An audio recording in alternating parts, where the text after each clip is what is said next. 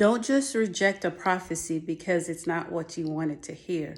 Listen, your ways are not God's ways. Your thoughts are not his thoughts. The things that he has thought for you, you can even begin to imagine with your own mind. So when a prophet comes, sometimes they bring things that you may not have thought of. Don't just throw it away because you think that they don't know what they're talking about, because you in your own mind did not envision this for yourself.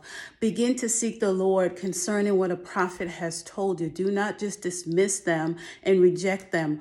Honor them and honor God by going back to him with the words that you have received. Don't just despise prophecy because it's not what you thought it would be. Of course, we wouldn't need a prophet if it was all already in your head. The prophet comes to bring light into an area where there has been darkness. So it's an area that you did not have information on. It's an area that you did not already have knowledge on. Do not despise prophecy because you're looking at it with your natural human mind.